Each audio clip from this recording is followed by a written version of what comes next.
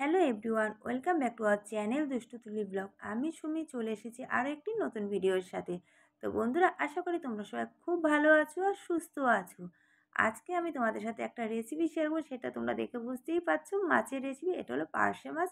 তো আজকে তোমাদের সাথে পার্শে মাছের রেসিপি আমি শেয়ার করব। এখানে দেখো, মাছগুলোকে আমি ভালো করে ধুয়ে জল ঝরিয়ে নিয়ে একটা থালায় নিয়ে নিয়েছি। তারপরে এখানে আমি পরিমাণ মতো নুন দিয়ে দিয়েছি। তারপরে দিয়ে দেবো পরিমাণ মতো হলুদ। হলুদটা জাস্ট কালারের জন্য দেওয়া হয়। তারপরে আমি এর মধ্যে দিয়ে দেবো একটু কাশ্মীরি লাল গুঁড়ো, কাশ্মীরি লঙ্কার যে গুঁড়োটা, কালারের জন্য, কারণ মাছ ভাজার পরে মাছের কালারটা বেশ সুন্দর লাগবে তাহলে। তো এখানে দেখো, আমি সব কিছু পরিমাণ মতো নিয়ে ভালো করে এপাশ ওপাশ করে মাছের গায়ে নুন হলুদ সব কিছু মাখিয়ে নিচ্ছি। দিয়ে তারপরে একে একে সব মাছগুলো ফ্রাই করে নেব। আর তোমরা সবাই জানো পার্শে মাছ কীভাবে রান্না করতে হয়। তো আমি কিভাবে করব সেটাই আমি আজকে তোমাদের সাথে শেয়ার করব। মাছে নুন হলুদ মাখিয়ে রাখার পর আমি 2 থেকে 3 মিনিটের জন্য ওটা রেখে দিলাম, যাতে মাছের গায়ে নুনটাও ভালোভাবে বসে যায়। আর এখানে তারপরে যে মশলার পেস্টটা আমার লাগবে মাছের জন্য, সেটা তৈরি করে নিচ্ছি। এখানে আমি 4টে পাকা লঙ্কা নিয়ে নিচ্ছি, শুকনো লঙ্কা না কিন্তু, যে লঙ্কাগুলো পেকে রয়েছে কাঁচা লঙ্কা, তার থেকে 4টে 5টা কাঁচা লঙ্কা নিয়ে নিলাম। আর দিয়ে দিচ্ছি সাদা সর্ষে 2 চামচ, কালো সর্ষে 2 চামচ, আর একটা মিডিয়াম সাইজের টমেটো নিয়ে তারপরে পরিমাণ মতো জল দিয়ে এটা একটা ভালো পেস্ট তৈরি করে নেব। আর তারপরে দেখো, ওভেনে আমি কড়াই বসিয়ে দিয়েছি। কড়াইতে আমি সর্ষে তেল দিয়ে দিলাম পরিমাণ মতো। এটা আমি সর্ষে তেলে করব। যেহেতু সর্ষে দিয়ে করব এই মাছটা রান্না, তাই সর্ষে তেলটা দিলে খেতেও বেশ সুন্দর হবে।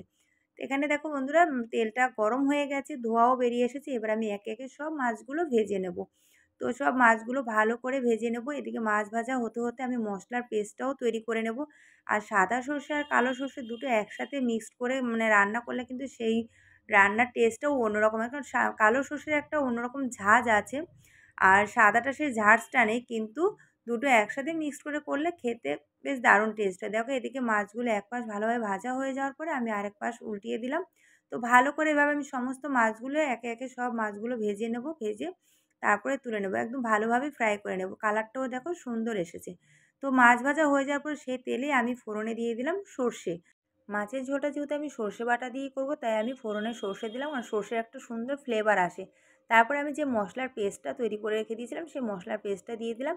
তো এটাকে ভালো করে একটু বেশ কষিয়ে নেব। যেহেতু সর্ষে বাটা দিয়ে করব, তো খুব বেশি কষানোর দরকার হবে না, মোটামুটি ভালোভাবে কষিয়ে নেব। তারপর এখানে আমি দেখো পরিমাণ মতো হলুদ দিয়ে দিলাম।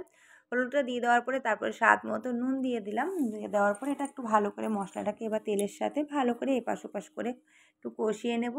যখন এই মশলার থেকে মোটামুটি তেল ছেড়ে আসবে, তারপরে আমি এর মধ্যে পরিমাণ মতো জল দিয়ে দেবো।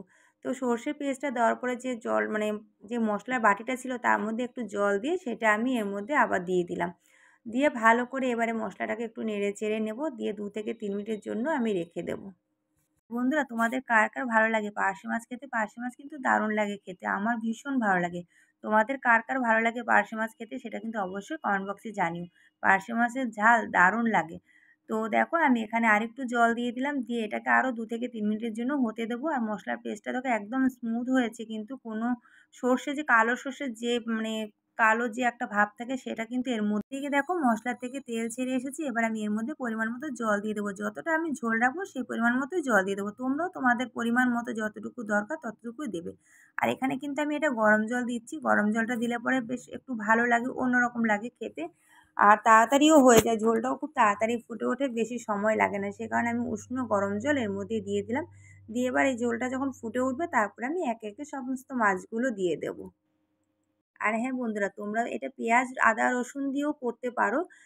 তো আমি যেহেতু এটা ঝাল করছি, তাই সর্ষে বাটা দিয়ে পার্শে মাছের ঝালটা খেতে আমার বেশ দারুণ লাগে, সেই কারণে আমি সর্ষে দিয়ে করছি। এখানে দেখো ঝোল ফুটে উঠেছে। আমি এবার একে একে সমস্ত মাছগুলো এর মধ্যে দিয়ে দিচ্ছি। দিয়ে দেওয়ার পরে আমি 2 থেকে 3 মিনিটের জন্য ঢাকা দিয়ে রাখবো। যেহেতু মাছটা ভালো করে ভাজা হয়েছে, আর জলটাও একদম, যে ঝোলটা আমি দিয়েছি সেটাও গরম জল ছিল, তাই আমার বেশিক্ষণ এটাকে ফোটাতে হবে না। আমি 2 থেকে 3 মিনিটের জন্য আঁচটাকে সিম করে দিয়ে এটা ঢাকা দিয়ে রাখবো। তারপরে রেডি হয়ে যাবে আমার পার্শে মাছের ঝাল। তো এদিকে দেখো, আমি সমস্ত মাছগুলো ঝোলে দিয়ে দিয়েছি। একটু ভালো করে নেড়ে চেড়ে মাছগুলোকে ডুবিয়ে দেবো, যাতে সমস্ত মাছগুলো ঝোলে ডুবে যায়, আর খুব সুন্দর হয়ে যায়। তো দেখো, এদিকে রেডি হয়ে গেছে আমার পার্শে মাছের ঝাল। তো বন্ধুরা, তোমাদের কেমন লাগলো আজকের এই ছোট্ট রেসিপিটি অবশ্যই কমেন্টস করে জানিও। যদি ভালো লাগে তাহলে একটা লাইক আর শেয়ার করে দিও। নতুন বন্ধুরা অবশ্যই আমার চ্যানেলটিকে সাবস্ক্রাইব করে দিয়ে পাশে থাকা বেলটি বাজিয়ে দিও। তাহলে আমি এই নিত্য নতুন যে কোনো ভিডিও দিলে পরে তোমাদের কাছে নোটিফিকেশানে চলে যাবে। তো চলো, আবার দেখা হচ্ছে আরও একটি নতুন ভিডিওর সাথে। সবাই খুব ভালো থেকো, সুস্থ থেকো আর সেফ থেকো। আমার পাশে থেকো। চলো, টাটা।